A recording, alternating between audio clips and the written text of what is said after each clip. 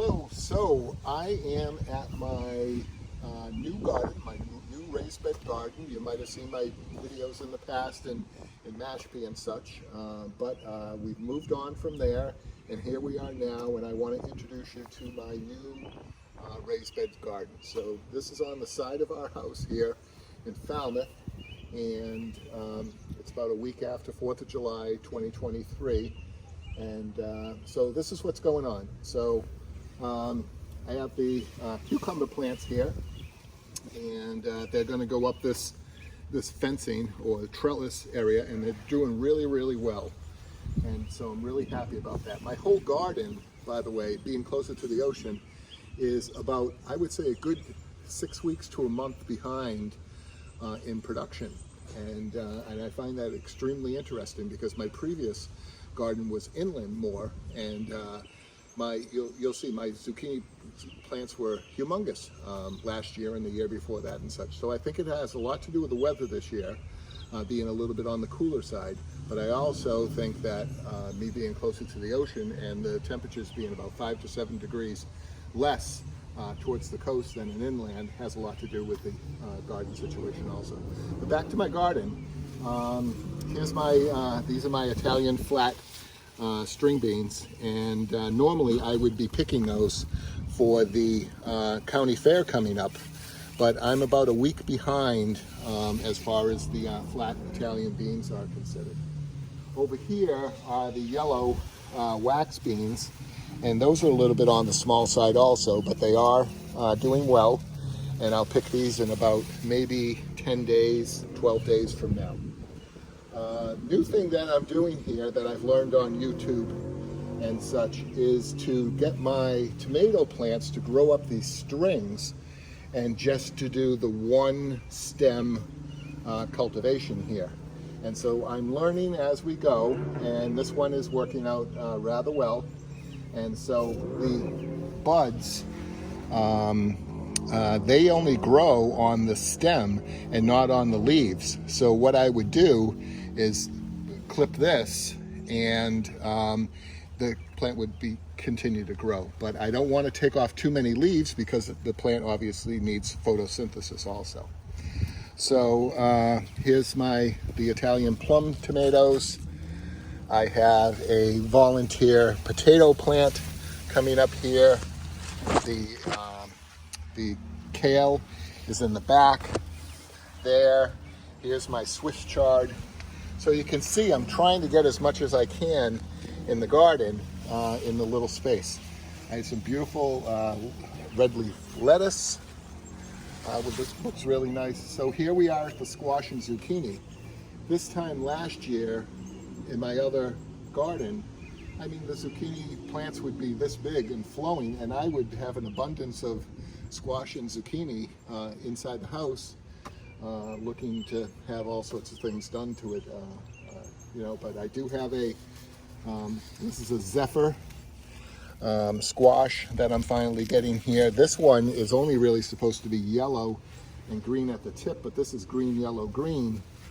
And with the county fair coming up this weekend, if this was a little bit larger, say 9 inches, I could have entered that in as a unique vegetable category or something. What I am going to be entering in the county fair is my garlic. So my garlic is ready to go here. All the scapes, these have all been pinched off a couple of weeks ago, so all the growth has been going towards the bulb. And let's see what we got here. So I got some nice zucchini plants here. I mean, nice garlic. And see how these are coming along. So I'll harvest these on Friday, in a couple of days from now, and I'll get the better ones of them all, and hopefully I get ones better and more decent size than what I'm digging up here. But here's the elephant garlic is back here. Let's see how that looks.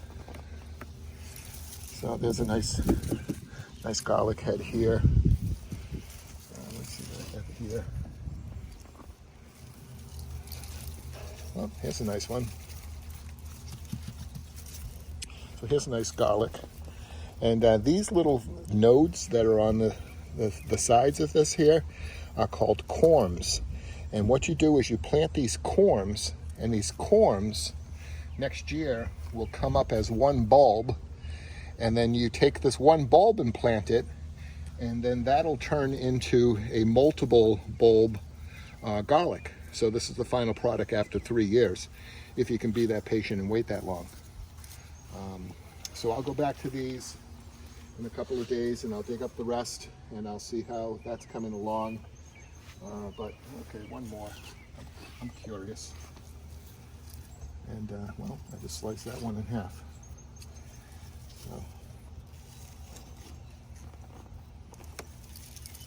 So hopefully I have a couple of good garlic bulbs to be able to,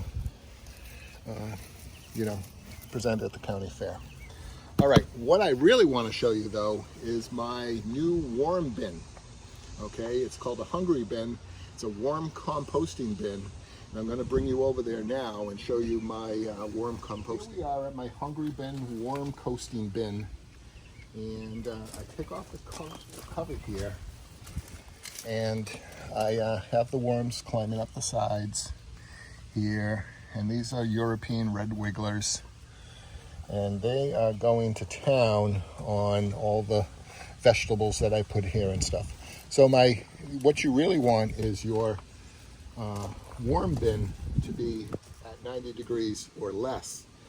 And so that's why I have it in a shaded area here. And I use these I freeze these bottles, and then I replace them with other frozen bottles that I have in the freezer, and to try to keep things cool. And then I use this temperature gauge here. But these European red wigglers are very aggressive feeders, and you can see they'll take a piece of squash or something and encompass it, and they'll just devour it, and they'll compost it for me. So that's what's going on here with my Hungry Bin. And then I'll take all of this compost in the future and I'll add it to my garden. And this is like, you know, gold. So when it rains, the water comes down here and it goes all the way down here. This is all compost. This is all from, you know, scraps of vegetables and everything over the past, you know, 6 months or so. And then it creates this tea, which is called a, you know, a worm tea. So I'll take that and I'll dilute it a little bit, and I'll add some fish emulsion to that, and I'll water the garden with that also. So that's just a quick video here on my Hungry Bin, and I'll probably do one in the future, because this area down here becomes unattached, and that's where you get all your worm castings, and then you add those to the garden also. So that's something that I'll show you. You can go on YouTube and you know, search for Hungry Bin composting bins or worms, and there's plenty of videos on there to learn all about composting. Well, that's it for today. I really wanted to show you my garden. I wanted to show you my new setup over there, and so I just wanted to do this video of my new garden spot, and I hope you enjoyed it, and I'll do one again in the future. And thanks for your time. I really appreciate it.